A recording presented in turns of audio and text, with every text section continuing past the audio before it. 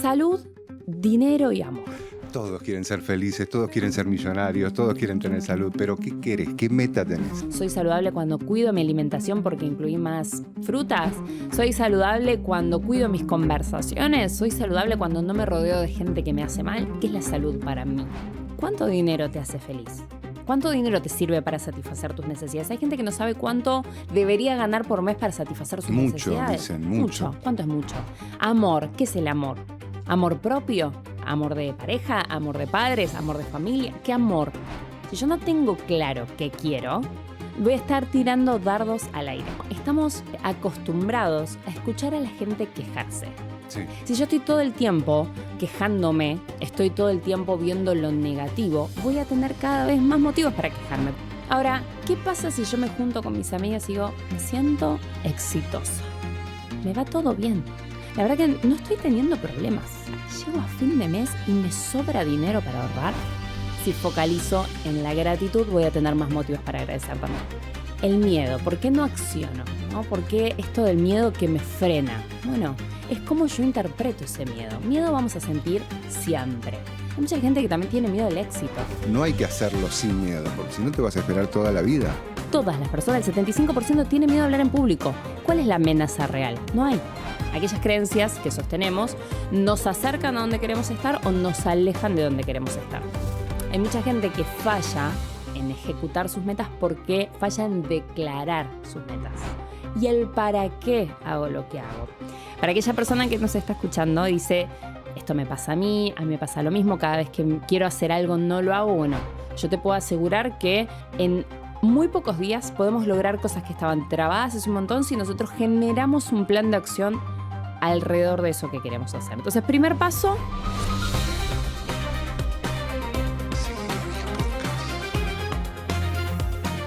Bienvenidos a un nuevo episodio de Sintonía Podcast. Hoy vamos a hablar de un tema que nos atraviesa a todos, como dice la invitada. Tomar acción.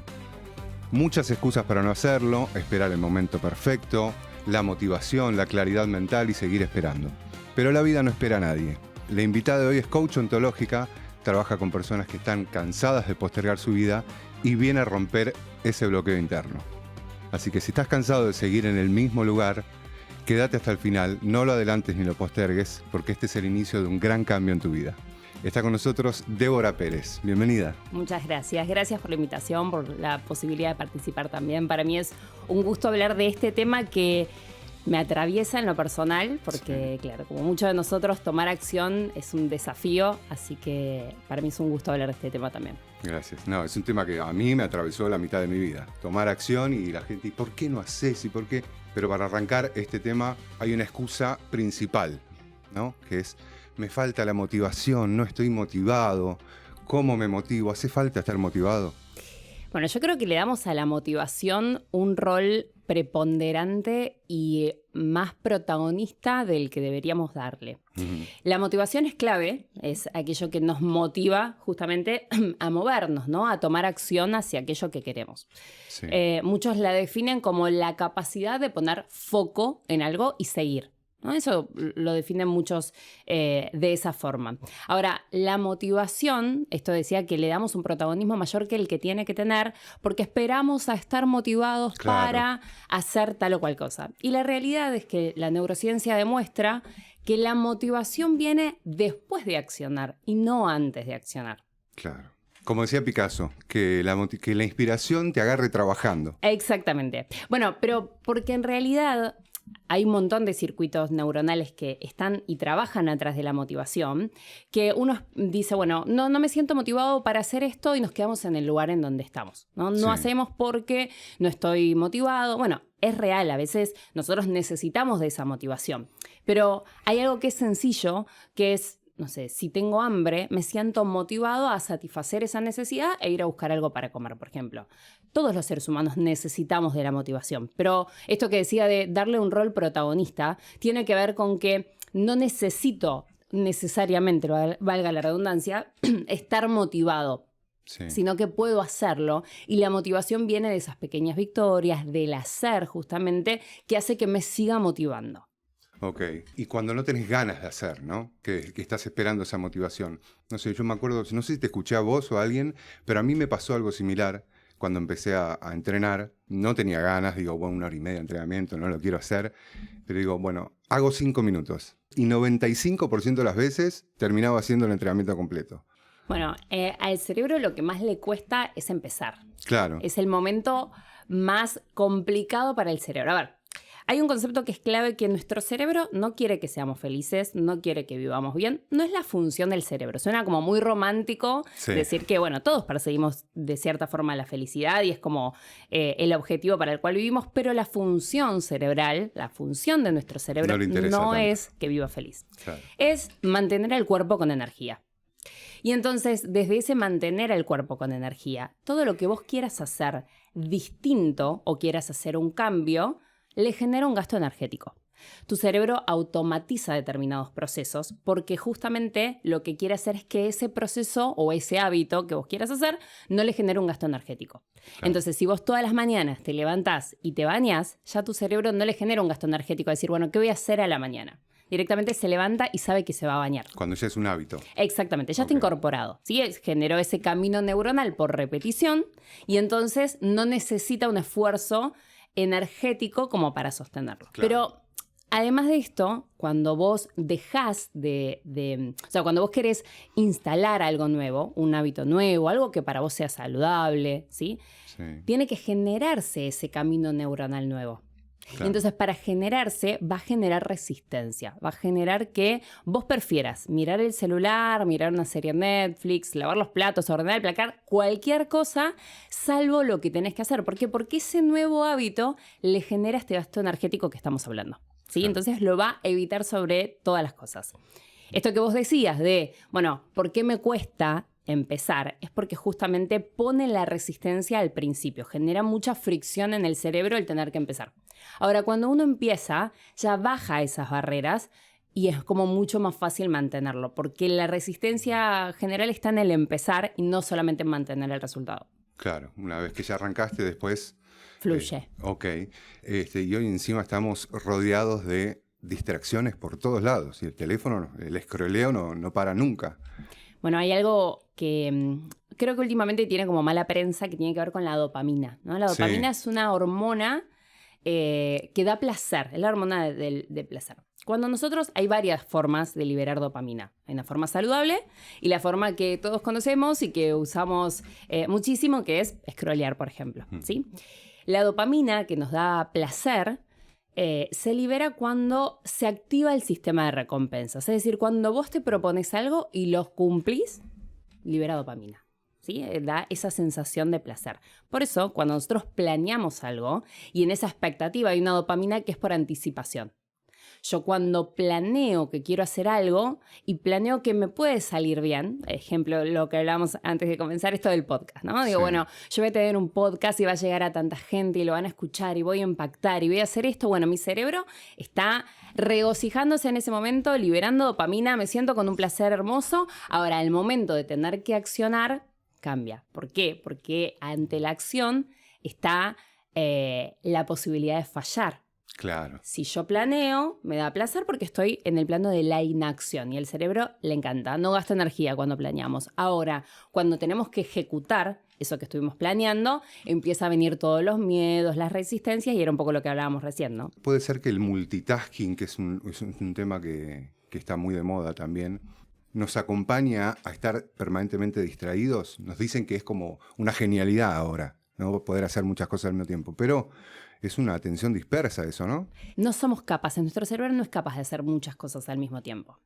No es capaz de prestar atención a muchos estímulos al mismo tiempo. Nuestro cerebro es capaz de percibir alrededor de 11.000 estímulos en simultáneo. Solo que algunos van a nivel subconsciente, si no nos volveríamos locos. Claro. Pero cuando pensamos que estamos prestando la atención a muchas cosas, yo soy de las que tiene miles de ventanitas abiertas en la computadora y voy saltando. Bueno, eso para el cerebro es una tortura, porque en realidad nunca terminás haciendo nada. Claro, eso pasa. Y quedan ahí, después lo termino, después la veo y están todas abiertas diciéndome cerrado. Bueno, hoy tener la atención de algo, hablábamos hace un rato del algoritmo, ¿no? Cada vez nos vamos acostumbrando más a la inmediatez, nos vamos acostumbrando a tener todo rápido, a que vos viste un reel y si a los 3 segundos no te retuvo, no te interesó, lo pasamos. Ya está. Entonces estamos acostumbrados a tener todo ya. Y nuestro cerebro se acostumbra a lo que hablábamos recién, ¿no? Esta dopamina que me da... Vos imagínate esto. Una dopamina viene de lograr algo, proponerme algo y lograrlo. Eso genera un esfuerzo, genera vencer la resistencia, genera accionar y ahí obtengo dopamina. Ahora el cerebro dice, ok, yo puedo obtener dopamina de esta forma o puedo obtenerla mirando un reel de 3 segundos. ¿Qué va a priorizar? Claro. Lo rápido. Sí, lo rápido. Lo sencillo, lo que no me genera un esfuerzo. Pero obviamente eso que no me genera ningún esfuerzo tampoco me da felicidad, solo me da placer. Claro. Hay distintas hormonas en el cerebro. La dopamina nos da placer.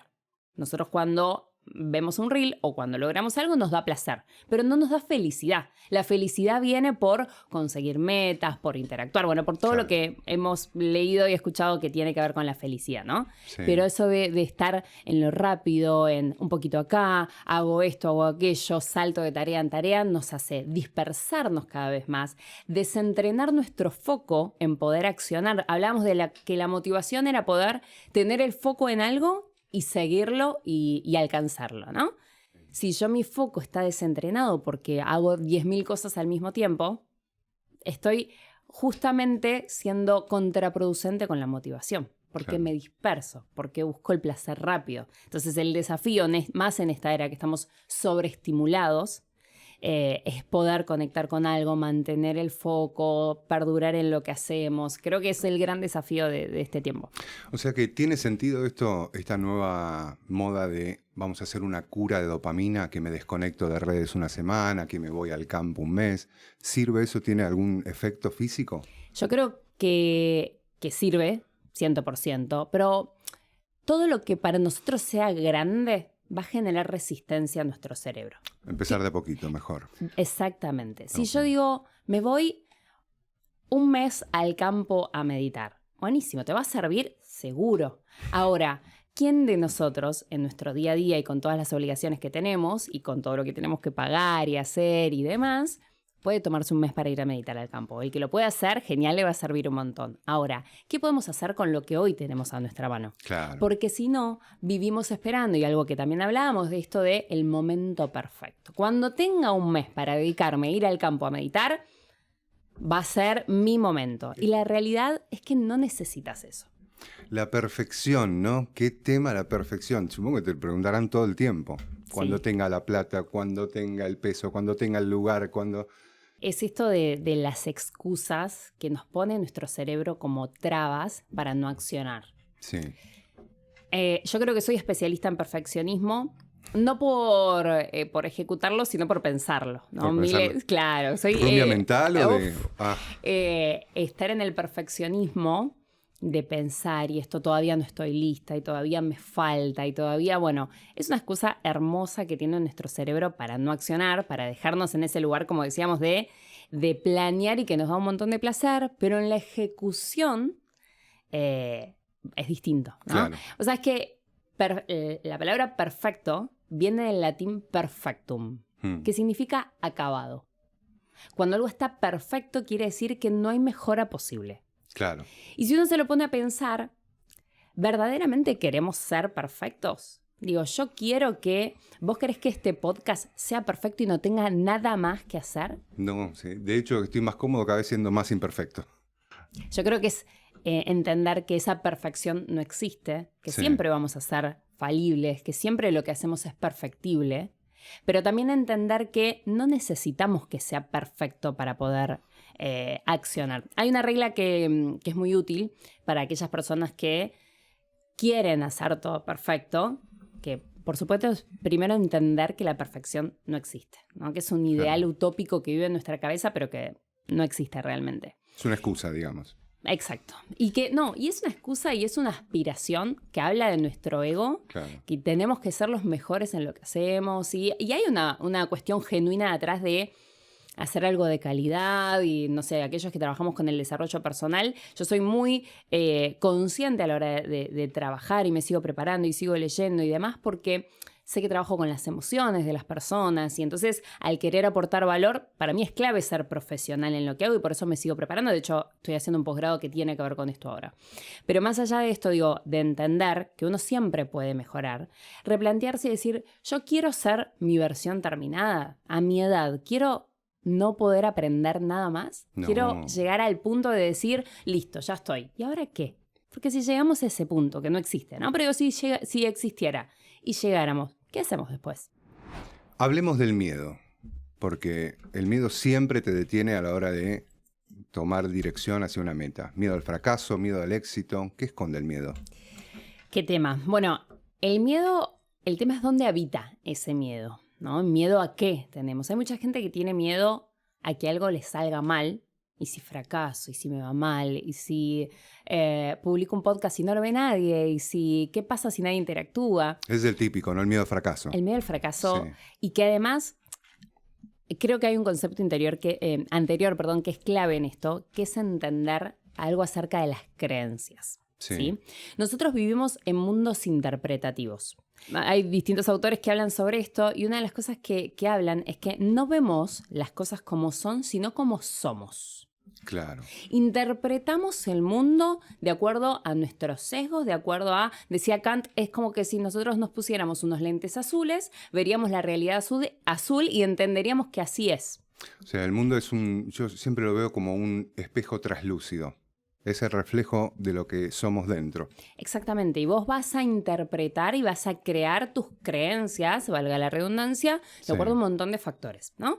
Estas creencias muchas se forman antes de los 7 años y vamos copiando y vamos entendiendo lo que es bueno para nosotros de acuerdo a lo que vemos. Entre los 3 y los 7, ¿no? Creo que más sí, no soy especialista en psicología, pero creo que es alrededor de esa edad. Pero lo que es importante es que aquellos que nos rodean influyen en la forma en la que nosotros interpretamos nuestro mundo. ¿Por imitación? Por imitación y por lo que nos dicen y por lo que escuchamos. Obviamente, claro, por el ejemplo es el mejor maestro que podemos tener, ¿no? Si alguien nos dice, vos vas a poder lograr, o no sé, uno puede lograr todo lo que quiera y todo lo que se propone, y después vemos a la persona que tenemos como modelo. Obviamente, en los modelos primarios, nuestros padres, nuestros tutores, aquellos que nos criaron, y que ante cualquier impedimento bajan los brazos o se quedan, ¿no? Dicen, no puedo. Bueno, nos va a generar como un ruido que no vamos a saber qué creer. Entonces, el ejemplo en ese sentido va a ser clave. Ahora, vuelvo al tema de las creencias. Cuando nosotros creemos algo, habíamos hablado que el cerebro trabaja con mecanismos de automatización. Sí. ¿No? Ahora que está todo de moda la inteligencia artificial, bueno, la máquina más poderosa que existe es el cerebro y automatiza determinados procesos. Porque esa automatización hace que no gaste energía. Entonces, cuando vos crees algo y lo das por cierto, el cuestionarlo genera un gasto energético. Vos lo das como cierto y queda instalado y grabado en tu cerebro como una verdad. Claro. Ahora, no es la verdad, sino que es mi verdad. Y cuando uno puede distinguir qué es un hecho, que es algo observable, y lo que es un juicio, es decir, esto lo estoy interpretando acerca de esto, puede poder accionar, puede tomar justamente acción sobre lo que piensa. Entonces, lo vinculo con esto del miedo que hablábamos. El miedo a fallar. Bueno, yo podría empezar a desarmar y decir, ¿qué es fallar? ¿Qué es fallar para mí? Si yo publico un podcast y fallo, ¿qué es la falla? ¿Que no me vea nadie? ¿Que me vea la gente y no interactúe? ¿Que me trabe cuando hablo? ¿Qué es la falla para mí? Cuando uno puede someter a juicio eso que nosotros creemos acerca de nosotros mismos, recuperamos la responsabilidad sobre nuestra vida y el poder personal. El darnos cuenta que lo que creemos no es la verdad, sino que es nuestra interpretación y como tal podemos desafiarla, nos da poder sobre nuestros pensamientos. Y entonces ahí retomo el tema del miedo. Sí. ¿Sí? Decíamos, bueno, el miedo, ¿por qué no acciono? ¿No? ¿Por qué esto del miedo que me frena? Bueno, es como yo interpreto ese miedo. Miedo vamos a sentir siempre. Siempre. Siempre. Nuestro cerebro es triuno, ¿no? Tiene 3 partes. Viene el cerebro reptiliano, que es de la época de la caverna. El cerebro tiene por evolución, ¿no? El cerebro reptiliano, que es aquel de la caverna, es el que siente el miedo, es el de la supervivencia. Sí. Es el que escuchaba algún ruidito y decía, bueno, puede ser que un diente de sable me quiera comer y necesito activar determinados procesos químicos en el cuerpo para prepararme para pelear o para huir. Ese es el reptiliano. Sí. Luego de ello se desarrolla el cerebro límbico, que es la parte emocional. Y por último, el córtex o el neocórtex, que es la parte intelectual, ¿no? La corteza prefrontal, que está ubicada acá adelante. Entonces, cuando nosotros sentimos miedo, viene de nuestro instinto de supervivencia porque creemos que esa amenaza nos va a poner en riesgo. Sí. Obviamente, hoy, en nuestro mundo, no hay dientes de sable que nos estén persiguiendo y a veces esas amenazas que nuestro cerebro percibe como ciertas, y esta es otra característica que nos empodera. El cerebro no distingue de aquello que es verdad y aquello que no lo es. Claro. No distingue de realidad y de ficción. Con lo cual, si hay una amenaza, por ejemplo, hablar en público, ¿no? que sabemos que no hay una amenaza real en eso. Pero la percibimos como una amenaza. Exacto. Entramos en modo alerta. Entramos en modo alerta. ¿Y cómo lo vemos? Se nos seca la garganta, nos transpiran las manos, Sí. señales que libera nuestro cuerpo para pelear o huir. Aquello que nosotros creemos, tenemos que someterlo a este juicio que decíamos. Che, esto que estoy pensando, ¿realmente es una amenaza? Esto que me da miedo a fallar, ¿qué sería fallar? Hay mucha gente que también tiene miedo al éxito. ¿Qué pasa si me va bien? ¿Cómo me hago cargo de esto? Bueno, hay un montón de miedos, pero lo importante acá es que si nosotros podemos descubrir y podemos ser conscientes que aquello que pensamos es susceptible al fallo, Sí. y que podemos cuestionarlo, podemos accionar con eso y elegir pensar distinto. Aquellas creencias que sostenemos nos acercan a donde queremos estar o nos alejan de donde queremos estar. Ese miedo al éxito creo que es más difícil de identificar, ¿no? A mucha gente por ahí le pasa inconscientemente que, bueno, a tal persona de mi familia que le fue bien, ahora, viste, se agrandó, está cambiado, como si cambiar fuera malo. O tal persona que empezó a ganar plata es malo porque tiene plata, ¿viste? Mejor quédate chiquito y querible. Ese es el miedo tal vez que se aprende desde la infancia a tener miedo al éxito. No quiero tener éxito porque me van a excluir de la familia. Pero en el coaching, ¿eso se trabaja más rápido? No sé si se trabaja más rápido. En el coaching lo que trabajamos es acerca de cuestionar, como concepto central, esto que hablábamos de las creencias, ¿no? Cuestionar aquello que pensamos, si es, ¿qué queremos hacer con eso que pensamos? Detectar la creencia detrás de eso y decidir si esa creencia nos acerca al lugar donde queremos estar o nos aleja del lugar donde queremos estar. O sea que lo primero sería vaciarnos de esas aleteas, de esas creencias limitantes. Sí. Y de ahí empezar un nuevo camino. Bueno, poder examinarlas, ¿no? Poder someterlas a juicio. Claro. Poder escucharlas. Obviamente uno no puede estar todo el tiempo cuestionando sus creencias, porque nos volvemos locos. Sí. Hay creencias, lo que tenemos que identificar es en aquello que queremos lograr, qué creencias estamos sosteniendo que nos acercan o nos alejan. Claro. Me es útil cuestionar esto. Exacto. Ok. Exactamente. Algo que pensaba cuando hablabas de esto del miedo al éxito, Sí. ¿no? Es como estamos acostumbrados a escuchar a la gente quejarse, a nuestro entorno en general. Digo, vos ¿Te vas parece? Yo creo que uno va a la carnicería y dice, che, qué caro que está todo, qué calor que hace hoy. Estamos acostumbrados a escuchar al otro resaltando los aspectos negativos. Ahora, si vos te juntás con un amigo a tomar algo y te dice, bueno, no sabes lo que me está pasando, me pasa esto, me pasa lo otro, y buscamos como esa contención y el otro está ahí para eso, ¿no? Ahora, ¿qué pasa si yo me junto con mis amigas y digo, me siento exitosa? Me va todo bien. La verdad que no estoy teniendo problemas. Todo lo que toco se hace oro. Estoy abundante. Qué hermoso día que hace hoy. Y vamos, y digo, ¿sabes qué? Si bien está complicada la situación económica, llego a fin de mes y me sobra dinero para ahorrar. ¿Cuántos escuchamos decir eso? Es muy difícil. Es muy difícil, pero Sí. también porque en nuestra creencia pensamos que decir aquello que nos va bien, de, ¿sabes qué? Estoy llena de clientes. ¿Sabes qué? Me está yendo súper. Que los clientes que estoy acompañando tienen unos resultados maravillosos. Uno escucha así y dice, Cae mal. claro, Claro. qué pedante. Mira este que dice, pero no nos hace ruido cuando escuchamos a alguien quejarse. No. Porque tenemos creencias alrededor de todo lo que nos rodea. Y pensamos y creemos que el quejarse y el que nos vaya mal genera empatía, genera sororidad, genera esto de, bueno, te acompaño en esto. Ahora, si yo creo, o sea, que el otro, cuando yo digo algo bueno, va a pensar que soy un pedante, va a pensar que no tengo algo, que no sé, que no aporto valor con lo que estoy diciendo, me lo voy a guardar. Ahora, ahí estaría bueno cuestionar y decir, ¿qué me sirve decir? Todo lo que nosotros decimos, nuestro cerebro nos escucha. Y además reforzamos con el discurso esas creencias limitantes con la queja, ¿no? Todo el tiempo lo vamos reforzando. Yo digo, la palabra, el discurso es fundamental para hacer un cambio. Primero 100%. con la palabra, porque en la cabeza es un caos. No, yo lo tengo claro en la cabeza, no lo tenés claro, decilo, a ver. Y una forma de generar cambios, me parece que son la construcción de nuevos hábitos. Bueno, también muy difícil, por decirlo de alguna forma, construir hábitos. Justamente por esto que hablábamos de la fricción.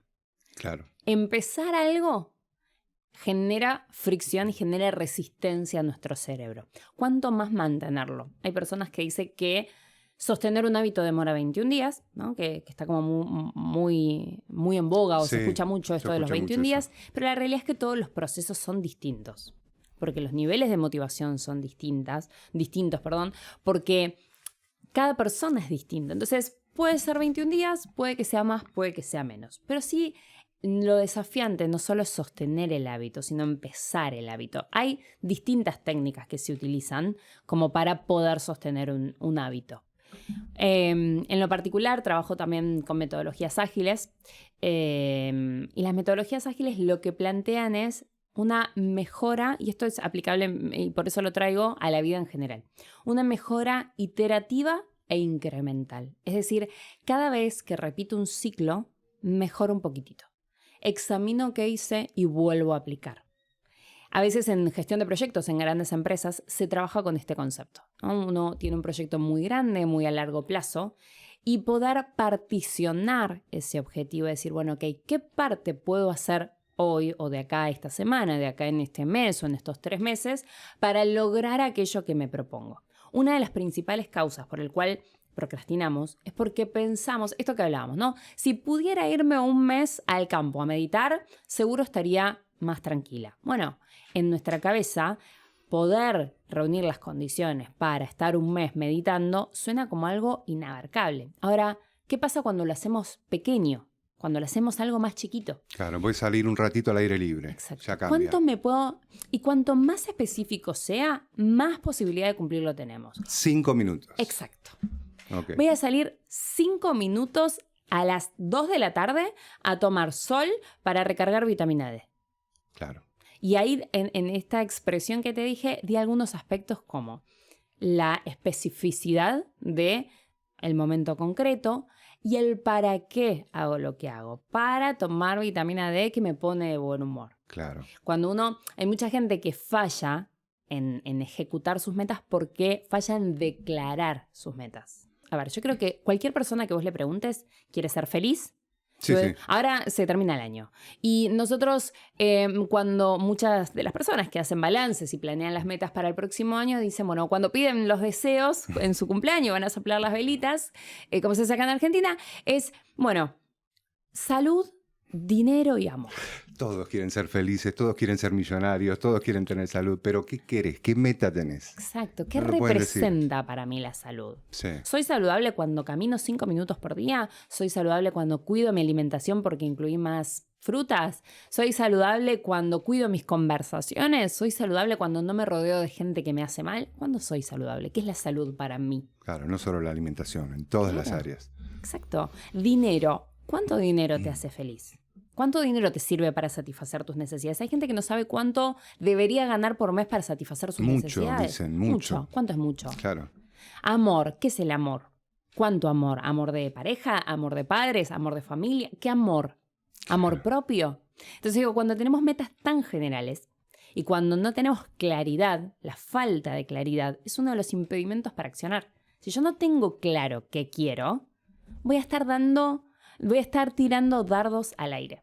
Claro. Yo siempre hago esta analogía, digo que yo te puedo señalar algo y te digo, bueno, en esta zona está el objetivo. Y vas a tirar un poquito más arriba, un poquito más abajo, pero no sabes dónde exactamente está. Ahora, si yo te digo el objetivo es esta copa, puede que te acerques o te alejes, pero tus esfuerzos van a ir dirigidos hacia ahí, porque tenés tu meta y tu objetivo claro.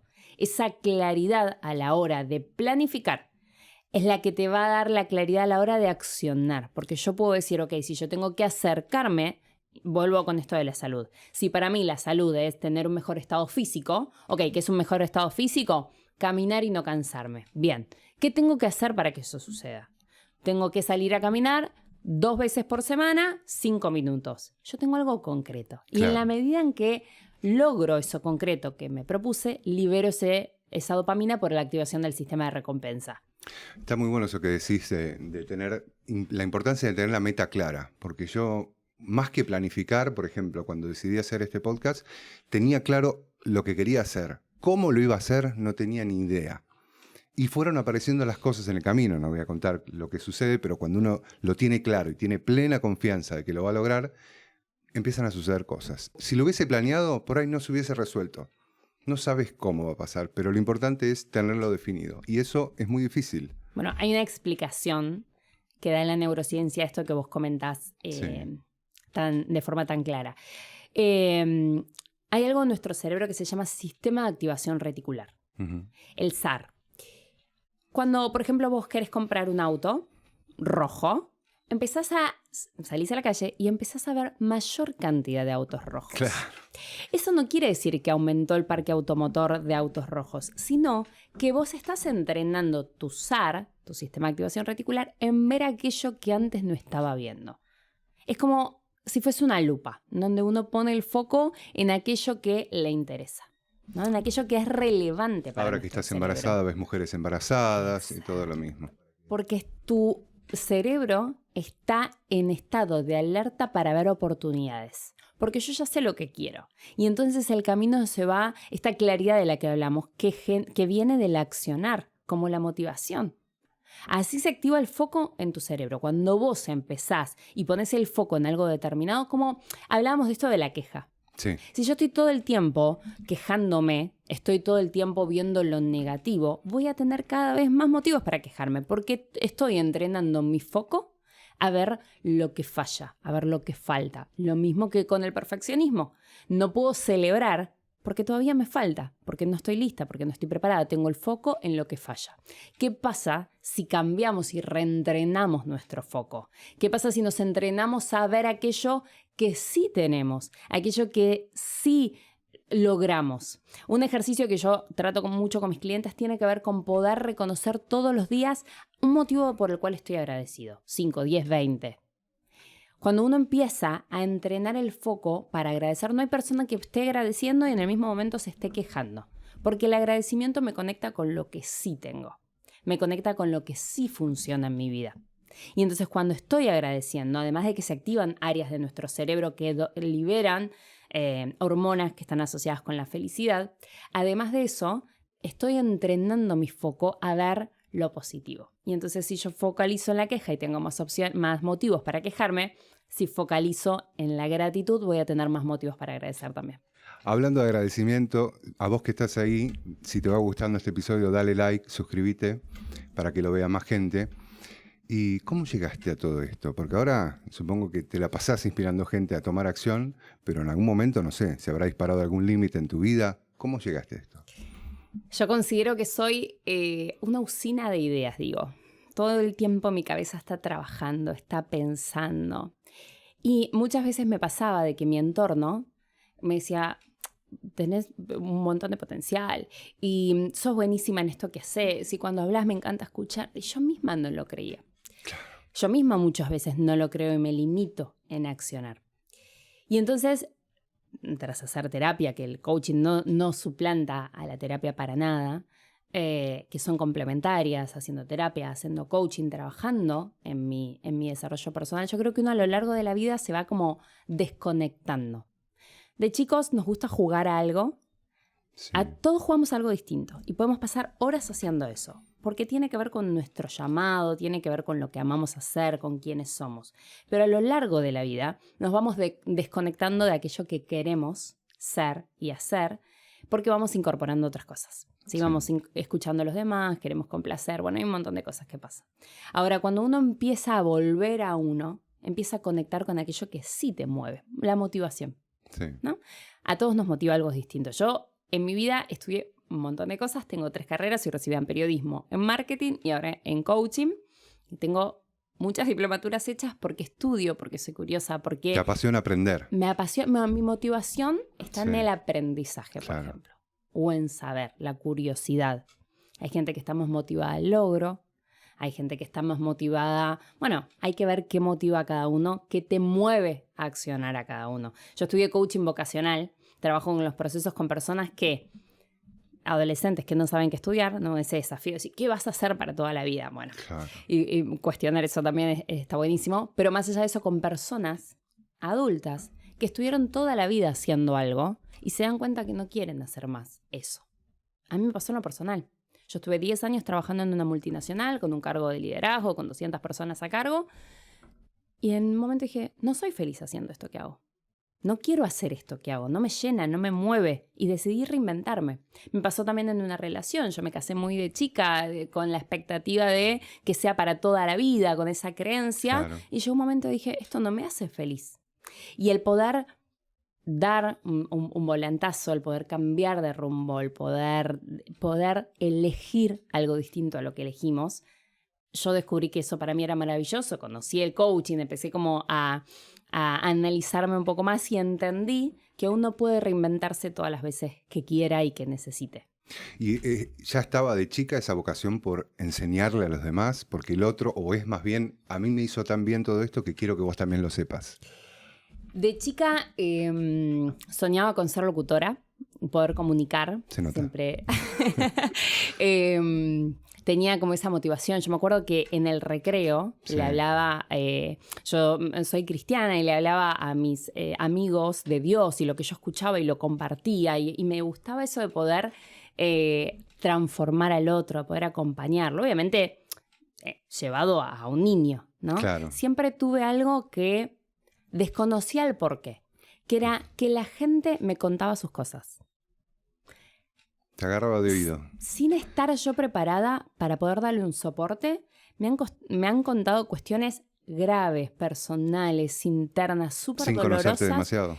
Compañeros del colegio, me ha pasado en la parada del colectivo, que gente me cuente cosas terribles.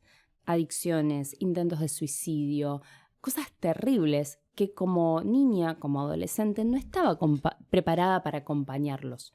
Pero había algo que desconozco, que vino innato en mí, que lo tengo como propio, y que la gente me contaba sus cosas.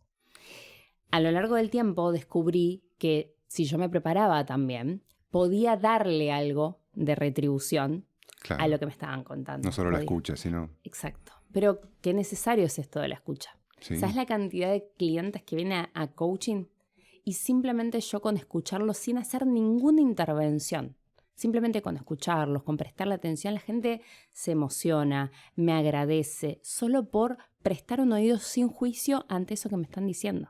Claro, porque mucha gente te escucha, pero está escuchándote para responder, Exacto. no para entenderte. Y cuando alguien te escucha activamente, ya cambia la cosa. Bueno, pero se ve que el tema de la comunicación, sea para escuchar o para hablarle al otro, siempre estuvo presente. Esto ahí sí. Bueno, ¿cuál es otro de los hits, digamos, por los que te van a ver? Hablamos de procrastinar, hablamos de crear nuevos hábitos, de los miedos, de motivación. ¿Qué otras cosas te van a buscar a vos? Bueno, yo, ¿sabes qué? Hace poco descubrí una terminología en una charla TED, que no recuerdo ahora el nombre de la persona que lo da, pero habla de multipotencialidad. No sé si escuchaste esta No. terminología. La multipotencialidad son personas que no tienen una vocación, no tienen un talento, tiene varios, ¿no? Y ya escuchándome, mi diálogo interno me dice, ¿cómo vas a estar diciendo que tenés varios talentos? Pero hay gente, ¿sí? Conozco un montón de personas que no nos gusta una sola cosa. Claro. Nos gustan cientos. Como yo te decía, hice 3 carreras distintas que tienen que ver todo con todo, ¿no? Que habla de, soy periodista, el marketing es una forma de llegar también a través de la comunicación a un otro, soy coach que comunico de otro lado, como hablábamos recién, y tengo como muchos intereses y trato de formarme en eso. Hoy, por ejemplo, estoy dando clases de neurooratoria. Conjugué esto de la comunicación, cuando hice muchos años teatro para expresarme, la parte de locución y demás, la parte de neurociencia y conjugo en esto. Neurooratoria. Neurooratoria. La neurooratoria antiguamente se creía, cuando yo estudié comunicación en su momento de periodismo, hay una teoría que se llamaba la aguja hipodérmica, que era que uno inyectaba información en el receptor, el emisor inyectaba información en el receptor. Obviamente, esta teoría quedó desactualizada y hoy por hoy se sabe que son 2 cerebros que se comunican. Yo digo lo que digo y el otro escucha lo que escucha. De acuerdo a los sesgos, de acuerdo a las creencias, que como estuvimos hablando hace tiempo. Entonces, cada uno tiene una forma de comunicarse. Sin embargo, hay determinados parámetros que hacen que en el oído del receptor, o en su cerebro en realidad, me perciba más. Aquello que llama más la atención. Se habla también de neuropersuasión, ¿no? A través del cerebro esto está muy estudiado. Yo estudié neuroliderazgo, neuroventas, neuromarketing, y a través de determinadas herramientas se puede saber lo que le interesa al otro, de qué forma retenerlo, de qué forma captar su atención, de qué forma va a considerar que algo de lo que yo digo es relevante o no para él y va a decidir si me deja el foco atencional ahí o lo saca y piensa que va a comer a la noche, por ejemplo. Esas cosas como levantar el tono para generar impacto y hablar bajo para llegar a las emociones, ¿todo eso tiene que ver? Tiene que ver eso de los matices que vos decís, pero además hay otras cuestiones. Si yo te puedo empezar con... Hoy por hoy en las redes, en el algoritmo y en marketing digital se habla mucho del hook o del gancho. Sí. Esos 3 segundos. Bueno, esto viene de la neurociencia. Nuestro cerebro, entre 8 a 12 segundos, sabe si lo que yo le estoy diciendo es relevante para él o no. Incluso menos. Creo que TikTok tiene, no sé si 2 segundos ahora, una cosa ridícula. Bueno, pero ahí es un foco atencional un poco tramposo. Tiene que ver, viste que hablan de los ganchos visuales, los ganchos que, no sé, ves a alguien sirviendo agua, por ejemplo, cuando empieza, bueno, para la retención. En realidad el cerebro no sabe si le interesa, solo se quedó mirando el vaso de agua. Hay un sesgo que tiene que ver con la completitud, con completar eso que veo. Yo si veo que estoy sirviendo agua, necesito ver que vos termines de llenar el agua. Pero no hay un foco atencional ahí porque me interesa lo que estás diciendo, sino porque me quedé viendo, de forma inconsciente por supuesto, si terminaste de llenar el vaso o no. Bueno, entonces para repasar, ¿cómo nos ponemos en acción? Porque todo ahí ya hicimos un recorrido por todos los temas, pero ahora llega el momento de laburar. La parte más difícil, la parte que genera resistencia. Sí. Bueno, ahí lo principal es, como hablábamos hace un ratito, la claridad. Sí. ¿Qué quiero? ¿No? Hay un sistema de declaración de metas que se llama SMART, que es que tiene que ser específico, medible, realizable, temporal. Aquello que yo quiero hacer tiene que tener determinadas consignas para poder ejecutarlo, para poder desarrollar un plan claro. Ante la falta de claridad, nuestro cerebro se paraliza. ¿Viste cuando a veces decimos, yo sé qué tengo que hacer? Tengo esta claridad y digo, quiero lograr esto, pero no sé cómo hacerlo. Y en el no sé cómo hacerlo, me quedo ahí planeando, me quedo sin ejecutar y nuestro cerebro ama eso, exacto. Prefiero, bueno, ya sé que quiero hacer un podcast, ¿de qué voy a hablar? No lo sé. Bueno, me voy a ver un capítulo de Netflix. Nuestro cerebro busca distractores porque el ponerse a trabajar hace que tengamos que pasar esa etapa de resistencia inicial. Entonces, el tener en claro, el sentarme a escribir, algo que esto es muy importante, cuando nosotros declaramos nuestras metas, el escribirlo a mano es mucho mejor que escribirlo a máquina. Hoy en la era digital todos estamos con el teléfono, con la computadora, pero escribir a mano tiene 2 efectos que son claves. Uno es que el escribir a mano activa funciones motoras en nuestro cerebro y aquello que nosotros pensamos se puede afianzar mejor. Eso por un lado. Pero por el otro lado, cuando nosotros escribimos, a veces tenemos tantas ideas en nuestra cabeza y tantas cosas que estamos como en esa falta de claridad con mucho ruido mental. Y ahí empieza el no sé si voy a poder, no sé si soy bueno con esto, el famoso síndrome del impostor y si me descubren. Bueno, es todas las ideas que nosotros creamos acerca de aquello que tenemos que hacer. Hay que poner un orden. Pero cuando nosotros lo escribimos, eso que queremos hacer, obligas a tu cerebro a bajar el ritmo de tus pensamientos al ritmo de tu escritura. Claro. Y ahí tenés que elegir. Exacto. No, de esos 10.000 pensamientos, ¿qué es lo que te importa? Y ponele que vos descargues esos 10.000 pensamientos. Vas Sí. a poder darle un orden lógico. Claro. No vas a escribir una partecita, después saltar a otra, como así están en nuestra cabeza. En nuestra cabeza todos nuestros pensamientos están desordenados, sin claridad. Nosotros pensamos, vos decías hace un rato, uno piensa que sabe lo que quiere, pero bueno, Claro. en realidad no Decilo, sabemos lo que... Exacto. Cuando nos ponemos a bajar aquello que queremos, a algo concreto, y tenemos que darle un orden lógico, secuencial, bueno, ahí empieza el desafío. Y el escribirlo te ayuda como a bajarlo. Entonces, el primer paso que yo le diría a cualquier persona que quiere accionar es que agarre lápiz y papel y se siente a escribir qué quiere lograr. Yo te puedo asegurar que en muy pocos días podemos lograr cosas que estaban trabadas hace un montón si nosotros generamos un plan de acción alrededor de eso que queremos hacer. Entonces, primer paso, tener claridad acerca de qué queremos hacer. Escribirlo. Segundo paso, chequear si eso que escribimos tiene un orden lógico, si cumple con determinadas características, esto que hablamos. ¿Es algo específico? ¿Sí o no? ¿Es algo medible? Es decir, ¿cómo me voy a dar cuenta que estoy más saludable? ¿Porque peso menos? ¿Porque camino y no me canso? ¿Porque logré? Bueno, puedo planificar, decir, voy a caminar 2 veces por semana. ¿Es medible? Sí. No es lo mismo caminar 3 que caminar 1. Con 2 veces yo voy a decir que lo cumplí. Empezar a ser concretos. Que sea medible. Sí. En el mundo de la tecnología, me refiero a sistemas, decimos que aquello que no se mide no se mejora. Claro. Necesitamos datos. Cuando nosotros decimos, tengo un montón de cosas para hacer. ¿Cuál es ese montón de cosas? 4. Ok. Decirle a nuestro cerebro que es un montón nos paraliza. Decir que algo es grande, decir que necesitamos un montón de tiempo para poder conectarnos con lo que queremos, nos paraliza porque seguimos en ese plano de la abstracción. Hay una frase que me quedó grabada de hace muchos años que decía, demasiado análisis provoca parálisis. Cuanto más lo pensás, más te quedás bloqueado y no salís de esa zona de confort. Entonces, hace un rato me decías que vos dividís con la gente el método de trabajo, ¿no? Poner en acción, que es la parte más difícil, Sí. y hablar de desentramar el por qué no se mueve. Exactamente. Trabajo con mis clientes como en una doble dimensión. Una Sí. parte es todo lo que nosotros pensamos acerca de lo que tenemos que hacer, nuestras creencias, como hablábamos hace un tiempo de cómo se forman, poder cuestionar esas creencias si nos acercan verdaderamente a donde queremos estar o nos alejan, poder entender qué me mueve. Hay un autor que es muy conocido, que es Viktor Frankl, el creador de la logoterapia, y él fue llevado a un campo de concentración en Auschwitz, y él en su metodología, en lo que dice, es que es una frase de Nietzsche también, que cuando uno tiene un para qué, todos los cómo son aceptados. Claro. Él descubrió que aquellos que salían del campo de concentración, algo digo que no llega a mi mente a poder imaginar cómo sería vivir esa situación, aquellas personas que salían eran aquellas que tenían un para qué claro. Entonces, poder conectar con para qué quiero hacer esto que quiero hacer, me empodera. Claro. Me da ese sentido de motivación, me da esa conexión, porque la motivación es importante. Vimos que no es determinante para accionar, claro, que no es lo único indispensable. Entonces, poder conectar con ¿para qué quiero hacer esto que quiero hacer?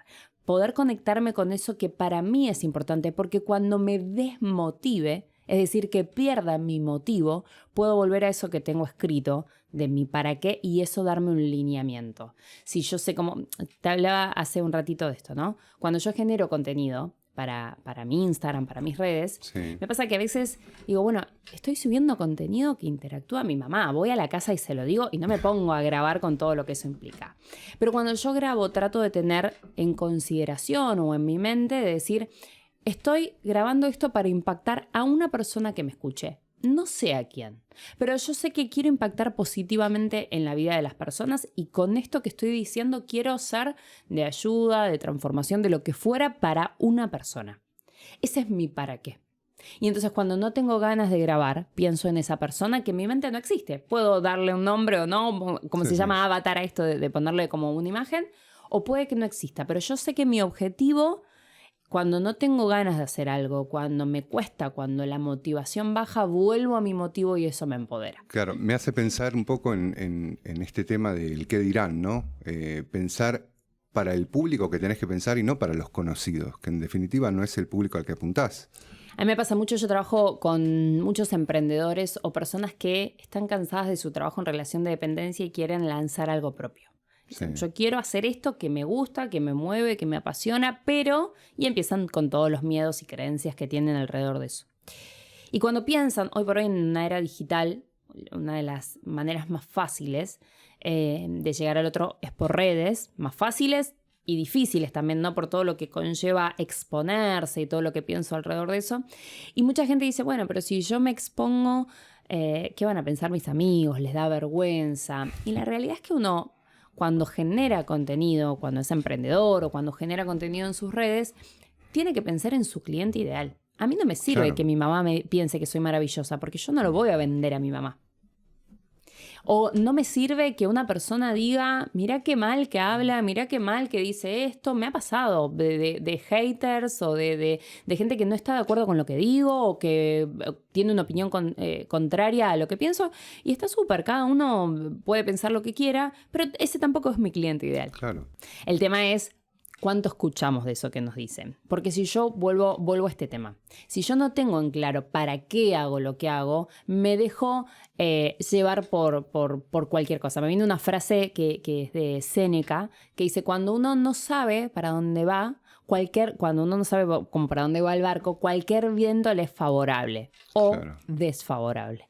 Cualquier viento me puede alejar de aquello que quiero si yo no tengo en claro el norte y hacia dónde me dirijo. Alex Day decía, el que no sabe a dónde va ya llegó, está perdido. Tal cual. Tenés que saber a dónde vas. Me hace, también hay una, en Alicia en el País de las Maravillas, Sí.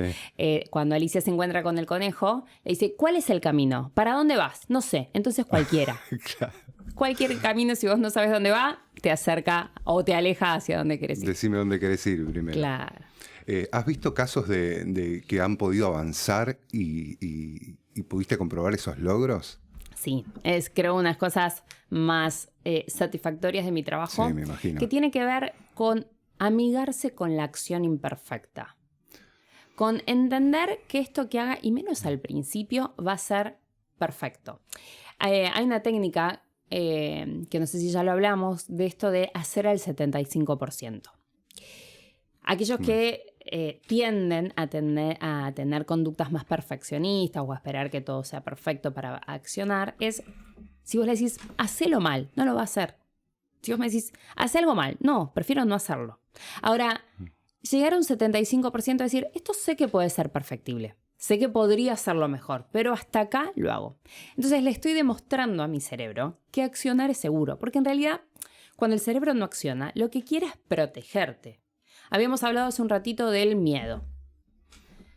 El miedo, Norberto Levi habla del miedo y dice que es cuando yo considero que mis recursos son menores a la amenaza que tengo frente. Es decir, si a mí me tiras en el Río de la Plata que no sé nadar, para mí me va a dar miedo, porque Claro. los recursos que yo tengo para nadar son insuficientes.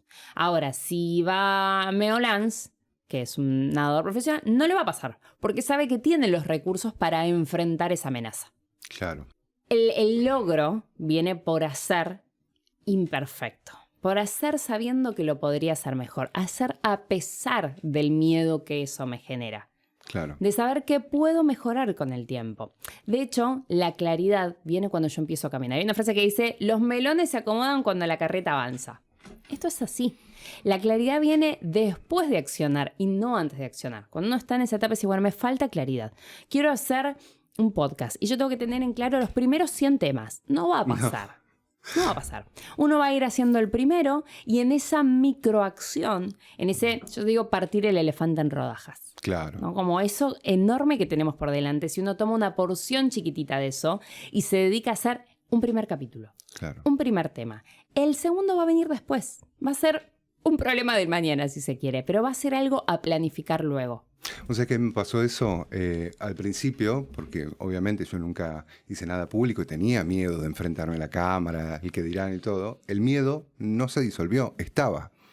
Y siempre le cuento a Santi que yo al miedo lo senté en primera fila, como una metáfora, ¿no? Uh-huh. Lo senté en primera fila y le dije, ahora vas a ver cómo hago todo eso que no querés que haga. ¿Entendés?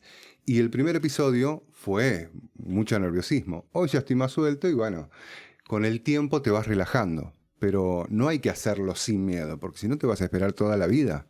Es que hablábamos de que el miedo es natural, Claro. es propio del cerebro. Ahora, hay un concepto que se llama quick wins, que es ganancias rápidas. Para yo tener ganancias rápidas y fomentar mi autoconfianza, muchos dicen, bueno, yo quiero hacerlo, pero no confío tanto en mí, no sé si me va a ir bien, no sé si tengo lo necesario para hacerlo. Una de las claves para aumentar la confianza y poder accionar es ponerme una meta chiquita. Claro. Si yo quizás no puedo ir o no me siento capacitado para entrenar, por ejemplo, 6 veces por semana. Bueno, ¿qué sí podés hacer? ¿Te animás? O sea, hay una técnica que lo habla James Clear en Hábitos Atómicos, de es hacerlo ridículamente fácil. Que algo que vos puedas hacer sea tan fácil de hacer que tu cerebro se burle. Es decir, hay que leer ese libro. Ok, es un montón. Ahora, ¿puedo leer una página? Sí, obvio, cualquiera puede leer una página. Bueno, mi objetivo de hoy es leer una página. Y vas a ver que seguramente cuando empieces leas 3 o 5, no importa, porque venciste la fricción inicial. Pero el cerebro tiene que entender que es seguro accionar, que no pasa nada si acciona, que ese miedo y todo lo que piensa, porque en realidad no es que estamos fallados y por eso no accionamos, no, es nuestro cerebro protegiéndonos de lo que entiende que es una amenaza. Hablar en público puede ser una amenaza. Claro. Esto de hablar en público que se llama glosofobia, lo sufre el 75% de las personas.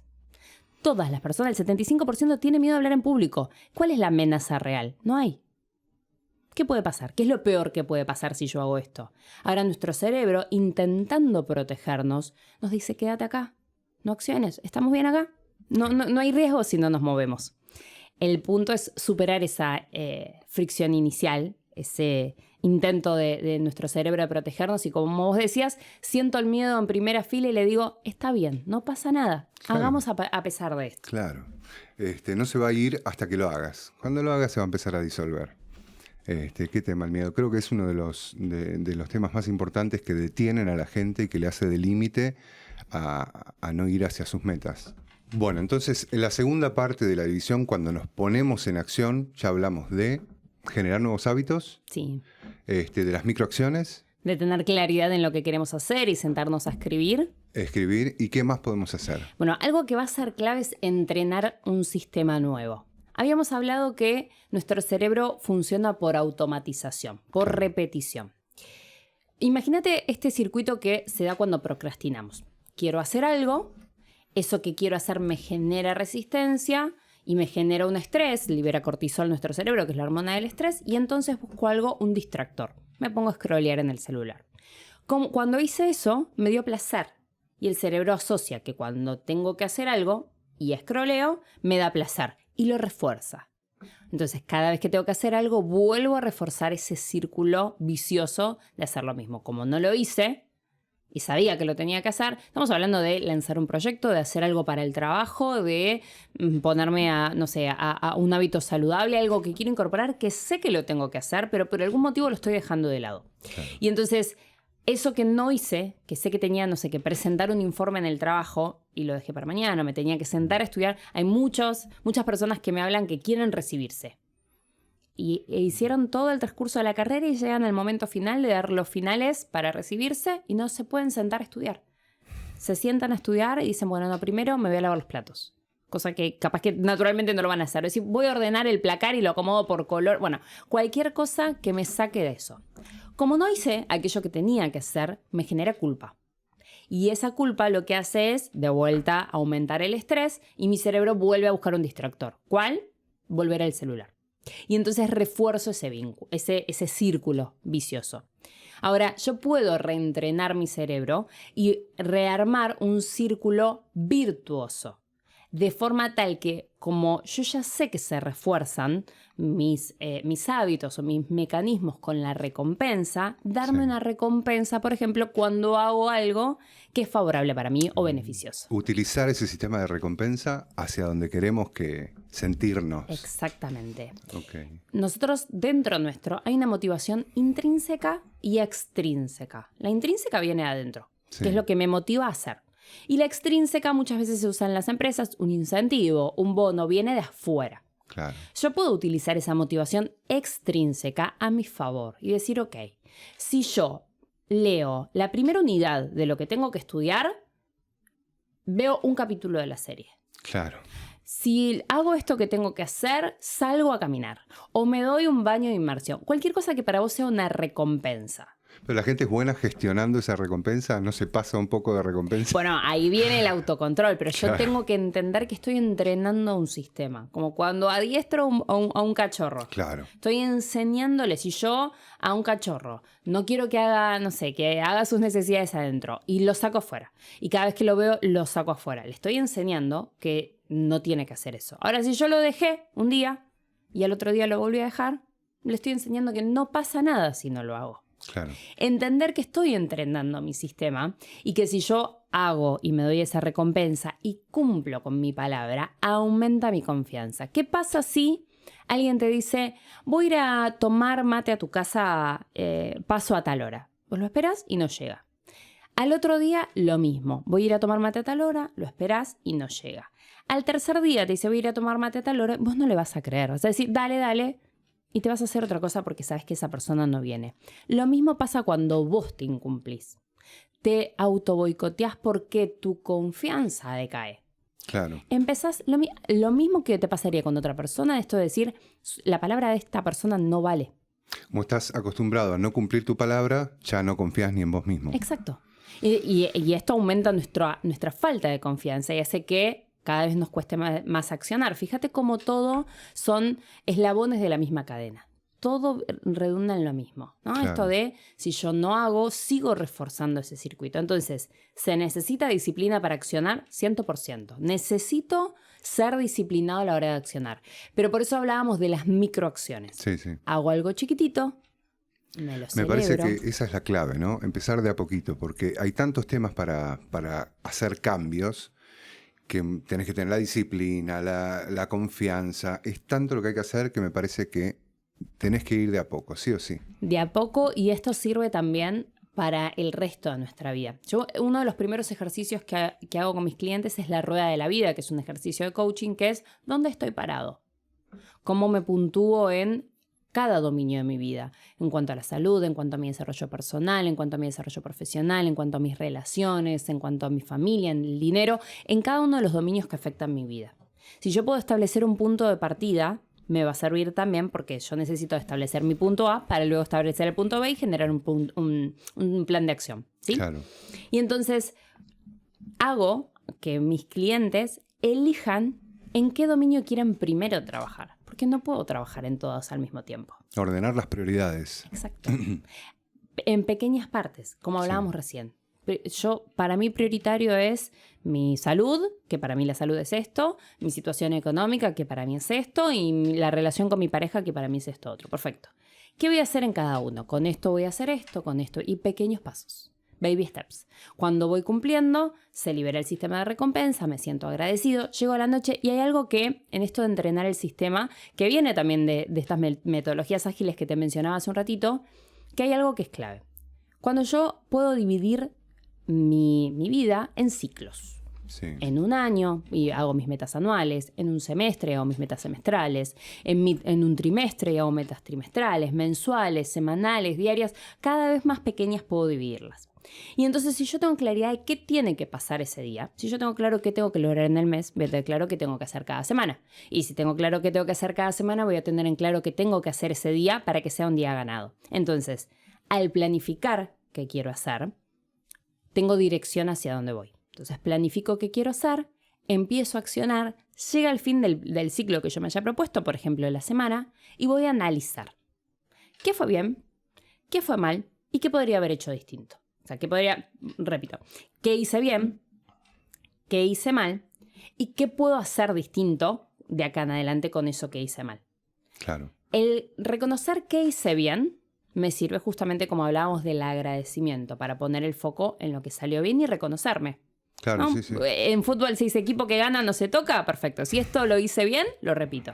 Si funciona, no lo arregles. Exacto, eso lo seguimos manteniendo. Si algo funciona mal, ok, esto no me salió. Yo dije que iba a entrenar 3 veces por semana, a la mañana, me doy cuenta que a la mañana me quedo dormido. Bueno, entonces ya detectando que pasó eso, por ejemplo, bueno, ¿qué pasó? No logré entrenar. Ok, ¿por qué no logré entrenar? Y porque me quedaba dormido. Buenísimo. ¿Qué puedo modificar? Opción 1, puedo acostarme más temprano. Puedo no sé, comer menos pesado. Y voy a elegir una de Cambiar esas el acciones. horario. Cambiar el horario, ir a entrenar en otro momento. Pero supongamos que yo digo, ok, de acuerdo a mi dinámica, a la mañana es el mejor momento. Porque O sea después que no voy a tener tiempo. Una clave sería hacértelo más fácil para que Exacto. puedas hacer el cambio. Exactamente. Claro. Y entonces, elegir una de esas acciones correctivas, solo una. Esto habla también James Clear en Hábitos Atómicos de ser 1% mejor cada día. Claro.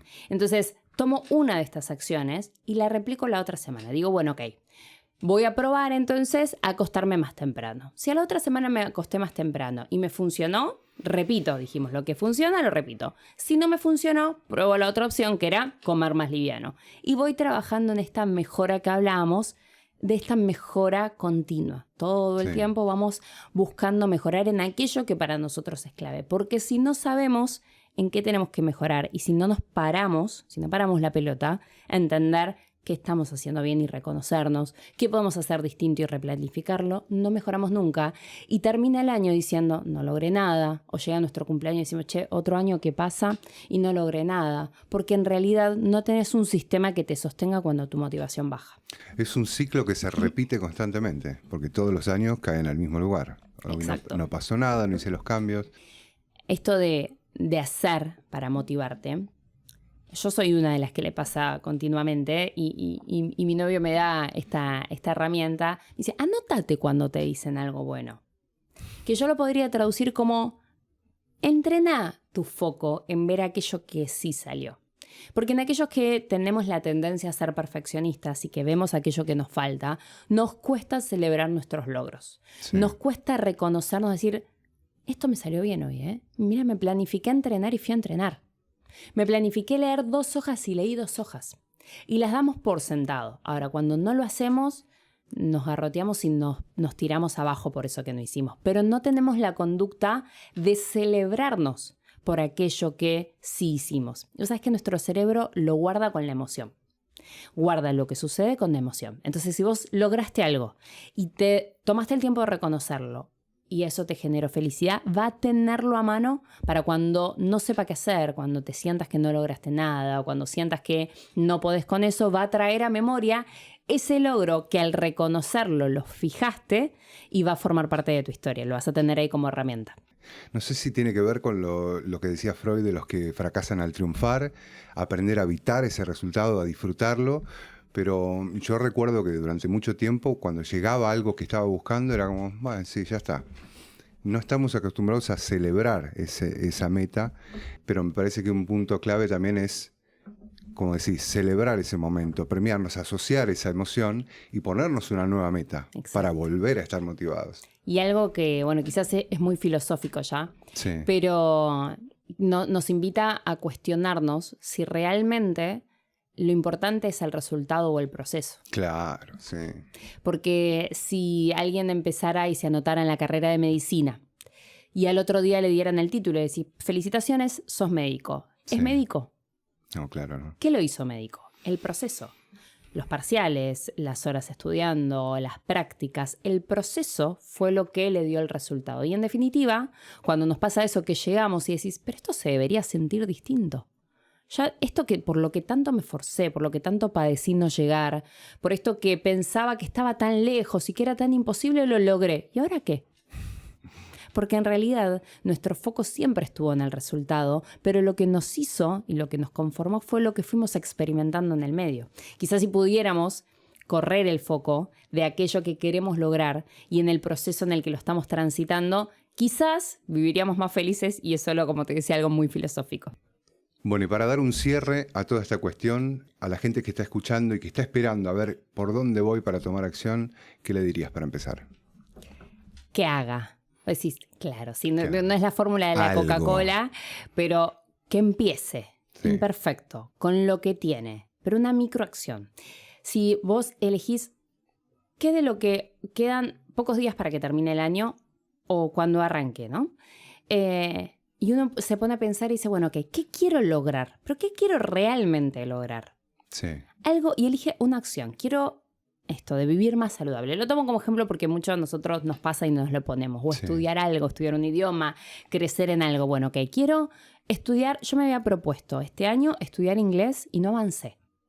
¿qué hago con esto? ¿Me quedo en la frustración? Digo, bueno, ya está, y empiezo el año que viene, lo dejo para más adelante. No, algo concreto que podemos hacer es, bueno, ok, ¿cuánto podría dedicar hoy a estudiar inglés? ¿Tenés 5 minutos en tu día? ¿Tenés 5 minutos disponibles para dedicarte a eso que querés? Sí, perfecto. Yo te puedo asegurar que si vos estudias inglés 5 minutos por día, durante 20 días vas a avanzar más que queriendo estudiar 1 hora un día y abandonándolo. Hay una técnica muy buena para aquellos que estudian que se llama Pomodoro. Quizás la escuchaste. Es trabajar 25 minutos concentrados en algo por 5 minutos de descanso. Hay incluso aplicaciones temporizadores. 25 minutos, descanso 5. Hago cualquier cosa menos lo que estoy haciendo. 25 minutos, descanso 5. Cuando vos cumplís esos ciclos que libera todo esto que hablábamos, ¿no? De la recompensa y demás, bien. Más allá de esto, cumplí con 25 minutos de lo que quería hacer y te puedo asegurar que ese avance concreto va a tener un resultado mucho más exitoso que decir necesito sentarme a estudiar 3 horas. Entonces, para aquella persona que nos está escuchando dice, esto me pasa a mí me pasa lo mismo, cada vez que quiero hacer algo no lo hago, bueno, me gustaría preguntarte si tenés 5 minutos en tu día para hacer algo por esa meta o ese propósito u objetivo que te propusiste. Te puedo asegurar que con 5 minutos por día vas a experimentar una diferencia abismal a lo que hiciste hasta este momento.